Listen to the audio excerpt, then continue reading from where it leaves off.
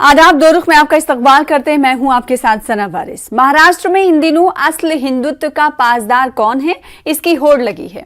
ऐसा इसलिए कहा जा रहा है क्योंकि मौजूदा वक्त में राज ठाकरे मस्जिदों से लाउडस्पीकर हटाने की मुहिम में शिद्दत लाने की कोशिश कर रहे हैं। इससे कबल राज ठाकरे ने महाविकास अघाड़ी सरकार को मस्जिदों से लाउडस्पीकर हटाने का इंतबा दिया था और अब इन्होंने 3 मई तक मस्जिदों से लाउडस्पीकर हटाने का अल्टीमेटम दिया है। इन्होंने रियासती हुकूमत और वज़ारत दाखिला को मुतनब्बे किया है कि अगर मसाजिद से लाउडस्पीकर नहीं हटाए गए तो मुल्क भर में मस्जिदों के सामने हनुमान चालीसा बजाया जाएगा। राज ठाकरे के इस मौजू पर मुतहर्रिक होने पर शिवसेना ने तंज करते हुए कहा कि हिंदुत्व शिवसेना के खून में है, जबकि बीजेपी का कहना है कि ये स्क्रिप्ट हमारी है, लाउडस्पीकर का इशू बीजेपी ही उठाती आई है और राज ठाकरे अब इस मामले को उठा रहे हैं। सवाल ये और हैरानी ये कि लाउडस्पीकर पर मुखालिफत और हिमायत के बजाय तमाम पार्टियां खुद को असल हिंदुत्व का पैरोकार बताने पर आमादा हैं। वहीं इसके अलावा कुछ और पार्टियां हैं। महाविकास अघाड़ी की अगर एनसीपी की बात कर लें तो एनसीपी ने इस मौजू पर इजहार ख्याल करते हुए कहा है, शरद पवार ने कहा है कि एमएनएस की इस कोशिशों पर ज्यादा ध्यान देने की जरूरत नहीं है क्योंकि ये बीजेपी की तरफ से छोड़े गए हैं, लिहाजा अभी वो जितना इस पर ध्यान देने की कोशिश कर रहे हैं, कोशिशें कर रहे हैं, उस पर लोगों को ध्यान देने की जरूरत नहीं है। इसके अलावा एक और पार्टी है नाज़रीन, महाराष्ट्र में एमआईएम का इस पर क्या कुछ स्टैंड है, ये हम जानने की कोशिश करेंगे। इसीलिए आज इस मौजू पर जानेंगे दो खास मेहमानों से उनका रुख। प्रोग्राम दो रुख में दो खास मेहमान हमारे साथ जुड़ चुके हैं। हेमंत कुमार कामले साहब स्पोक्स पर्सन है एमएनएस के, हमारे दरमियान मौजूद है, आपका इस्तकबाल करते हैं। मोहम्मद शमशाद शेख साहब स्पोक्स पर्सन है ऑल इंडिया मजलिस इत्तेहादुल मुस्लिमीन के, हमारे साथ मौजूद हैं, आपका इस्तकबाल करते हैं। नाज़रीन, इस वक्त आप जो टीवी स्क्रीन पर तस्वीरें देख रहे हैं, राज ठाकरे की तस्वीरें हैं। एक तकरीब में वो शिरकत करने पहुंचे थे और इस तकरीब में उन्होंने उस बात को एक बार फिर से दोहराया था जो कुछ दिनों पहले उन्होंने मस्जिदों के हवाले से कहा था और इसी तकरीब में उन्होंने अल्टीमेटम दिया कि 3 मई तक मसाजिद से लाउडस्पीकर हटाए जाएं, वरना वो मसाजिद के बाहर हनुमान चालीसा बजाएंगे। इसके अलावा इसमें आपको एक और तस्वीर दिखाई देगी अब से कुछ देर बाद, टीवी स्क्रीन पर आप देख पाएंगे, जिसमें राज ठाकरे इसी तकरीब में तलवार लहराते हुए देखे गए।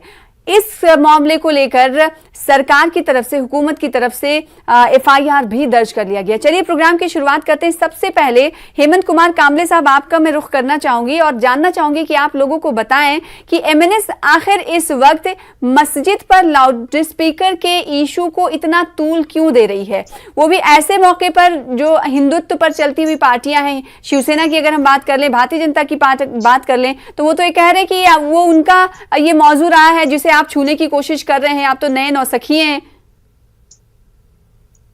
नमस्कार।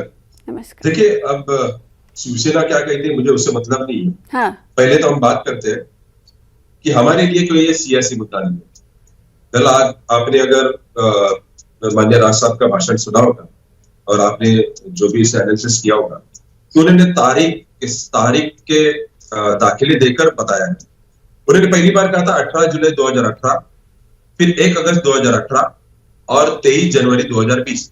अब ये 3 तारीख देखिए, यहां पर कोई भी इलेक्शन नहीं है, तो ये इलेक्शन कोई मुद्दा नहीं है, ना तो कोई सियासी मुद्दा है। ये जो मुद्दा है ये सामाजिक मुद्दा है। This is the social disturbance. देखिए, मैं हमारे जो भाई जो मेरे साथ जुड़े हैं अभी इस डिबेट में, मैं उनको रमजान की मुबारकबाद देता हूं। जहां तक मैं समझता हूं, इस्लाम जो है 1500 साल से पूरी दुनिया में है और 1500 साल में 50 से ज्यादा देशों में आज इस्लाम फैला हुआ है। मैं मेरे भाई से और सब भाइयों से सवाल पूछना चाहता हूं। मेरे जहन में एक सवाल है, शायद आप उसका सही उत्तर दे पाएंगे, कि जो इस्लाम 1500 सालों से है, जबकि लाउडस्पीकर ईजाद हुआ है 1920 या 30 में, तो 1400 साल, आइए 90 साल छोड़ के 1400 साल हमारे भाई अजान करते थे तो बिना लाउडस्पीकर करते थे। अब ये लाउडस्पीकर की आबादी बढ़ गई है, पॉपुलेशन डेंसिटी बढ़ गई है, तो अजान की जो लाउडस्पीकर, हमें अजान से कोई प्रॉब्लम नहीं है। आप हमारी बात को ट्विस्ट मत करिए, हम जो बोलते हैं उसको आप ठीक से पहुंचाइए लोगों को, कि हम लाउडस्पीकर की आवाज से कहते। जब सुप्रीम कोर्ट कहता है 2005 में कि भाई इस लाउड स्पीकर रात को 10 से लेके सुबह 6 बजे तक बजना नहीं चाहिए। ये तो सबके लिए है। जब कानून, हम संविधान की बात करते हैं, हम समान कानून की बात करते हैं, तो सबके लिए कानून है। हम यही बात करते हैं कि भाई अजान करनी है, आप मस्जिद में करिए, कोई प्रॉब्लम नहीं है, लेकिन इसके लिए लाउड स्पीकर की जरूरत क्या है? जबकि लाउड स्पीकर अभी 90 साल पहले हुआ और इस्लाम जो है 1500 साल से है। बस यही मसला है। अब इसके लिए अगर बाकी सब पार्टियां इसको अगर कौमी रंग दे या इसको धार्मिक रंग दे, तो ये मुझे लगता है ये हमारी राजनीति नहीं है। तो फिर ये कौन सा रंग आप देंगे? आपके मुताबिक ये कौन सा रंग नहीं है? आपके मुताबिक ये सियासी रंग वाला मुद्दा नहीं है, आपके मुताबिक ये धार्मिक रंग वाला मुद्दा नहीं है, तो फिर ये किस तरह का मुद्दा है? देखिए, ये सामाजिक मुद्दा है। अच्छा, सोशल जिस स्पीकर की वजह से लोगों को तकलीफ होती है आवाज की वजह से, वह हम स्पीकर की बात कर रहे हैं, हम अजान की बात नहीं कर रहे। अजान देनी है तो आप मस्जिद में दे सकते हैं। मैं समझ गई और इस बात का जिक्र मैंने कुछ देर पहले इंट्रो में ही किया था कि मस्जिदों से लाउड स्पीकर को हटाने की बात राज ठाकरे कह रहे हैं। आपकी बात से ये समझ में आता है कि ध्वनि प्रदूषण, पॉल्यूशन, जो नॉइज पॉल्यूशन है, उसकी राज ठाकरे या फिर एमएनएस का मकसद है। तो फिर क्या इस तकरीब में राज ठाकरे को किसी और मजहबी मकामात पर चलाए जा रहे या लगे हुए लाउड स्पीकर का जिक्र नहीं करना चाहिए? जैसे अभी यहाँ पर आप एक एक करके बता रहे हैं, वही बता देते तो मुद्दा ही नहीं उठता। ये देखिए, अगर चर्च से भी आवाज आएगी लाउड स्पीकर से तो वहां भी हटना चाहिए, अगर मंदिरों से आती है तो वहां से भी हटना चाहिए, इसके अलावा कुछ और मजहबी मकामात हैं वहां से भी आती है तो वहां भी हटना चाहिए। उन्होंने स्पेसिफाई नहीं किया ना हेमंत साहब, स्पेसिफाई नहीं किया ना उन्होंने। देखिए कैसे है ना कि 10 बजे गणपति की मिनोनक जो जुलूस होता है वो रुक जाता है, नवरात्रि का जो 10 बजे खत्म हो जाता है। तो हम तो जब हम कानून की बात करते तो सबको समान कानून होना चाहिए, न्याय सबको समान होना चाहिए। तो ये कौमी मुद्दा हुआ कहां से? हम कल के भाषण में राज साहब ने यही कहा है कि मेरे लिए सामाजिक मुद्दा है, ये नागरिक समस्या है, सिविक प्रॉब्लम है, मेरे लिए कौमी मुद्दा नहीं है। देखिए कैसे ना, अगर ये कौमी मुद्दा होता ना, मैं आपको एक बात बताऊं, मेरे साथ मेरे भाई है, ठीक, मैं लौटूंगी आपके पास। आपका रिएक्शन मैंने सुना, आगे भी मैं सुनना चाहूंगी कि एमएनएस के जो मकासद हैं इस हवाले से वो क्या है। जैसे कि आपने कहा कि दूसरे जो मजहब है उसमें क्या होता है कि पहले ही वक्त से पहले ही कहने की जरूरत नहीं है आपके मुताबिक कि वो लाउड स्पीकर की आवाज से किसी को परेशानी होती है नहीं होती है। अब मैं आती हूँ ऑल इंडिया मजलिस इत्तेहादुल मुस्लिमीन की तरफ, मोहम्मद शमशाद साहब। सबसे पहले तो ये बताइए कि ऑल इंडिया मजलिस इत्तेहादुल मुस्लिमीन का राज ठाकरे के इस बयान पर, इस इंतबा पर, धमकी पर क्या रिएक्शन है? हमारी जो राजनीति है वो धार्मिक कभी रही नहीं है। हमने हमेशा ये लोगों तक मैसेज पहुंचाया है कि हम सेकुलर हैं और हम दबे कुचले गरीब और सभी तबके के लोगों के साथ हम राजनीति करते हैं। आपने यूपी चुनाव में भी देखा कि हमने हर वर्ग को लिया और धर्म के नाम पर जो देश को बांटा जा रहा है ये बहुत गलत हो रहा है। जैसा कि हमारे भाई ने कहा, उन्होंने मुझे रमजान की मुबारकबाद दी, मुझे खुशी हुई। कल अंबेडकर जयंती है, मैं एडवांस में उन्हें जो है अपनी तरफ से हार्दिक शुभकामनाएं देता हूं। और दूसरी बात ये बताना चाहता हूं कि उन्होंने कहा कि राज ठाकरे जी ने जो है 2018 से इस मुद्दे को उठाया है जी, कि ये जो लाउड स्पीकर मस्जिदों पर है इनसे ध्वनि प्रदूषण होता है। तो दरअसल मैं ये कहूंगा कि ये ध्वनि प्रदूषण है ये डेसिबल पॉइंट्स के हिसाब से नापा जाता है। सरकार ने इसके लिए मापदंड तय किए हैं, कोर्ट ने इसके लिए मापदंड तय किए हैं कि किस डेसिबल तक के एक लाउड स्पीकर बजाया जा सकता है जी।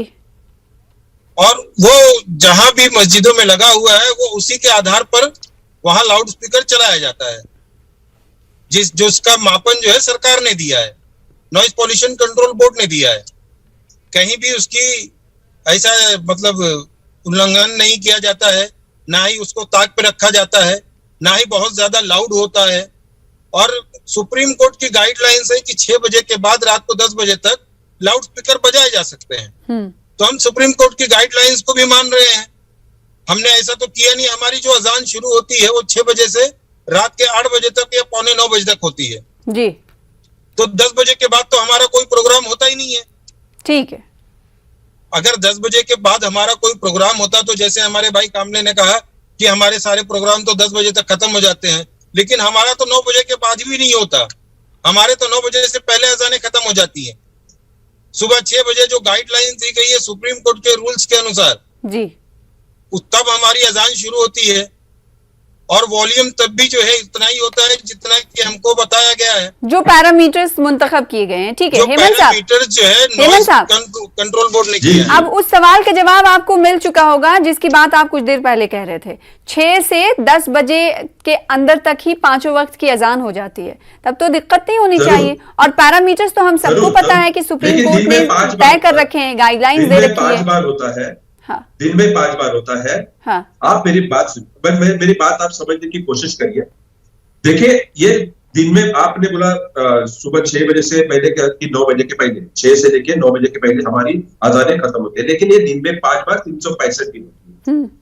देखिए प्रॉब्लम, मेरे सवाल को तो जवाब नहीं दिया इन्होंने कि मैंने जब पहले ही सवाल पूछा कि 1500 साल से इस्लाम यहाँ पर है इस धरती पर, और 50 से ज्यादा देशों में है, तो 1400 साल कोई इस लाउड स्पीकर नहीं था। तो अब कुरान में इसकी कोई इजाजत है या इस्लाम में इसकी इजाजत है कि लाउड स्पीकर ही होना चाहिए? नहीं। कितने मुस्लिम कंट्रियों में, कितने मुस्लिम देशों में इस बात की आप सऊदी अरेबिया में देखिए कि इस्लामिक मिनिस्ट्री ने क्या गाइडलाइन दी है। आप देखिए दूसरे देशों में क्या गाइडलाइन दी है। आप इंडोनेशिया में देखिए क्या गाइडलाइन दी है। देखिए प्रॉब्लम जहां पर है वहां पर, अरे ये सामाजिक समस्या आप क्यों नहीं मानते हो? इसको कौमी रंग क्यों दिया जा रहा है? मेरे सवाल का जवाब नहीं दे पा रहा है कोई कि 1400 साल जो ठीक है, इस सवाल का जवाब एमआईएम से ले लेते हैं। इनका कहना है, हेमंत साहब का, एमएनएस से इनका ताल्लुक है, मोहम्मद शमशाद साहब, इनका सीधे तौर पर ये कहना है कि इस्लाम की तारीख तो बहुत पुरानी है और जो लाउड स्पीकर की तारीख है वो अभी कुछ सालों की पुरानी है। तो फिर जब पहले अजान दी जा सकती थी विदाउट लाउड स्पीकर, तो अभी क्यों नहीं दिया जा सकता? मैं आपको बता दूं कि जैसे कि इन्होंने कहा कि 1400 साल पहले से इस्लाम कायम है, कई देशों में है, मैं इसको मानता हूँ, ठीक है। लेकिन जब टेक्नोलॉजी ने हमें ऐसे मौके फराहम किए कि हम घोड़े से उतरकर गाड़ी में आ गए, जब हम बैलगाड़ी से निकल करके हवाई जहाज तक पहुंच गए, तो इसका मतलब ये नहीं कि हवाई जहाज से भी बहुत ज्यादा नॉइज पोल्यूशन होता है।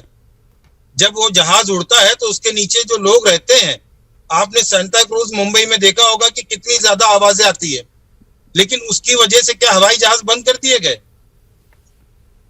टेक्नोलॉजी का इस्तेमाल करने का हक हर किसी को है जी। ये अलग बात की उस जमाने में नहीं था, हमने नहीं किया। नहीं, मेरी बात पूरी हो जाने दीजिए, फिर मैं आपके बाकी सवाल को कभी जवाब दे दूंगा। तो जैसे जैसे टेक्नोलॉजी बढ़ती गई, हम लोगों ने उसका इस्तेमाल किया, और सिर्फ हम नहीं कर रहे, हर मजहब के लोग अपने प्रोग्राम्स पे करते हैं, लेकिन हमारे मजहब को फॉलो करने के लिए हमको संविधान ने अधिकार दिया है। हम अपने मजहब को फॉलो कर सकते हैं। हमारे मजहब के जो तरीकेकार हैं, संविधान ने इसका हमको अधिकार दिया है, और इसका अधिकार हमको किसी और से लेने की जरूरत नहीं है कि हम दिन में 5 वक्त नमाज पढ़ेंगे या 4 वक्त पढ़ेंगे। हमारी नमाज 5 वक्त है तो हम 5 वक्त ही पढ़ेंगे। बिल्कुल, हर किसी को अपने अपने मज़ाहिब पर अमल करने का इख्तियार है और इख्तियार आईन देता है। इस हवाले से कई सवाल मैं करूंगी हेमंत साहब और आपसे भी मोहम्मद साहब। छोटे से ब्रेक के लिए 2 रुख में रुकना चाहेंगे, जल्द लौटेंगे।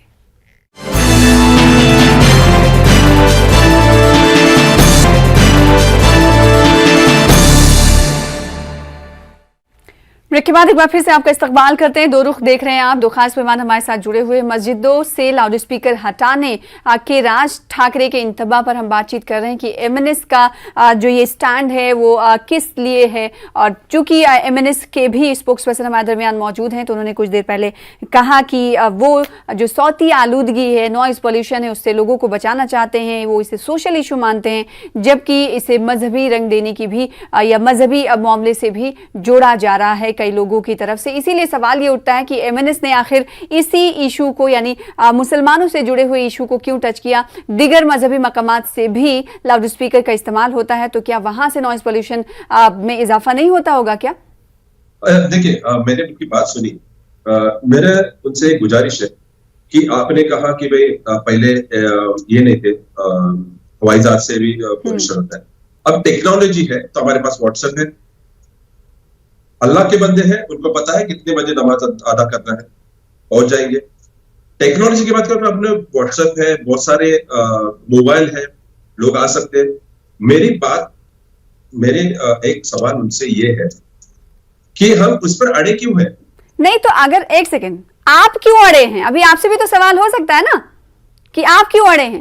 कितने मिनट की अजान होती होगी? ये प्रॉब्लम, मेरी आप एक बात सुनिए, ये प्रॉब्लम से क्या सिर्फ MNS को है? मैं वही पूछ रही हूँ ना कितने आपसे। लोगों ने इसका ये किया है? किसको है कितने प्रॉब्लम? लोगों ने?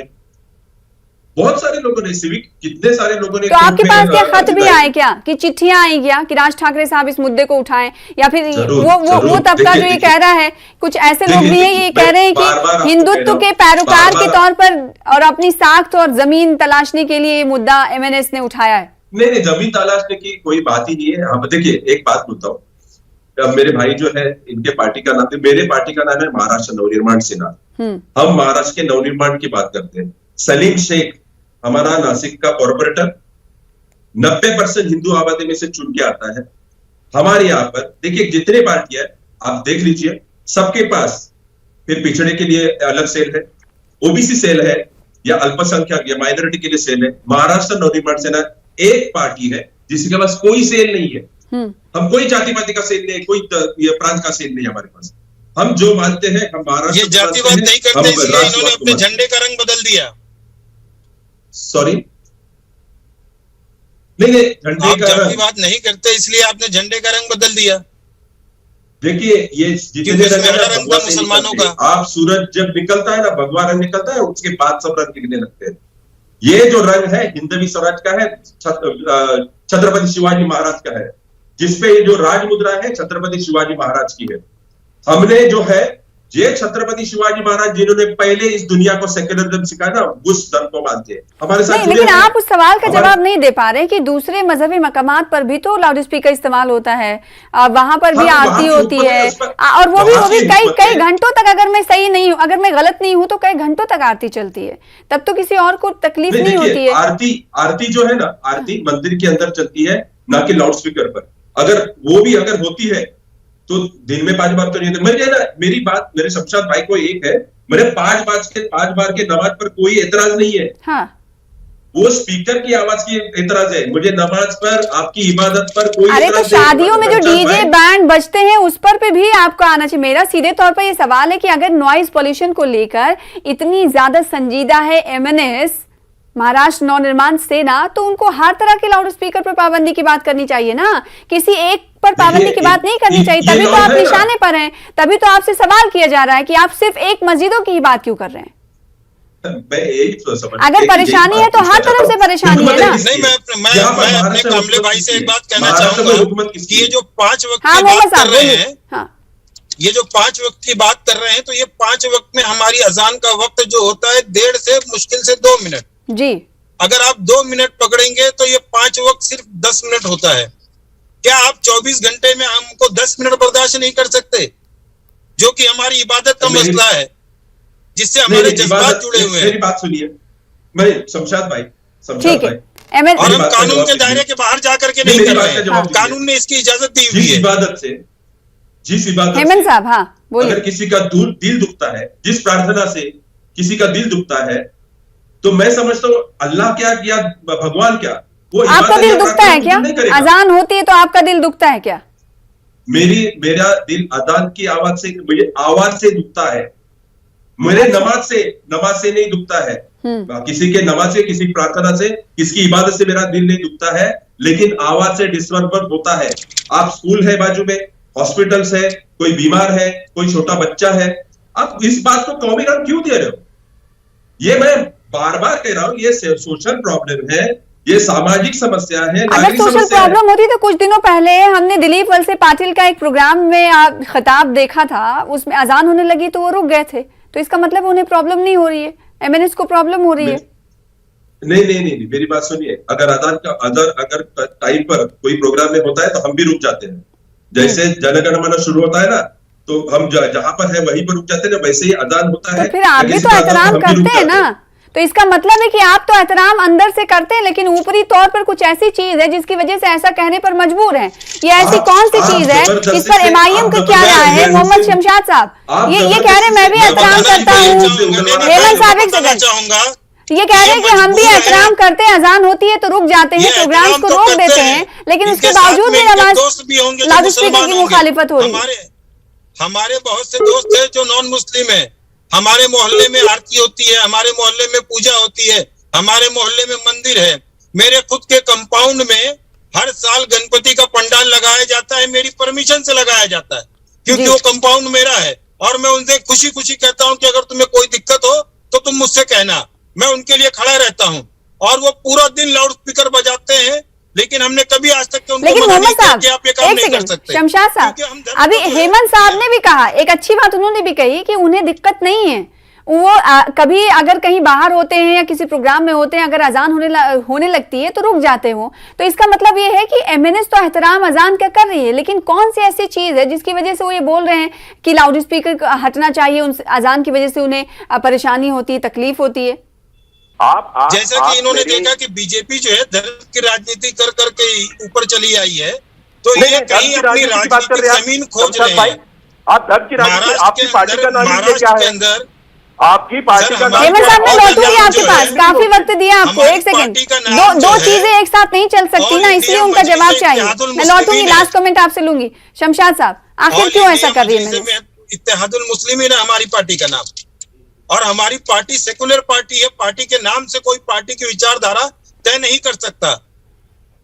तो ऐसा क्यों कर रही है एमएनएस? एक तरफ एमएनएस बीजेपी की तर्ज पे चलना चाहती है। जिस तरीके से बीजेपी ने लोगों को लड़ाया, उसी तरीके से यहाँ महाराष्ट्र में लोगों को लड़ाकर अपनी राजनीतिक जमीन खोजी जा रही है। ठीक है हेमंत साहब, इस मौजू को शिद्दत से उठाने के पीछे ये वजह भी लोग तलाश कर रहे हैं, जैसे कि एमआईएम ने भी कहा। नहीं, कैसे है कि हमें ना पहले बीजेपी ऐसे कहते थे कि एमआईएम बीजेपी की बी टीम है जी। अब हमें कहा जाता है कि हम बीजेपी की सीट है। अब बताइए मुझे, कल जब राज साहब ने कुछ बातें कही तो उन्होंने सेंट्रल को, केंद्र सरकार को भी कहा है जी, अल्टीमेटम सेंट्रल गवर्नमेंट और स्टेट गवर्नमेंट दोनों को दिया है। और उन्होंने ये भी कहा है कि भाई कॉमन सिविल कोड और पॉपुलेशन कंट्रोल बिल ये भी सेंट्रल गवर्नमेंट लेके आया है।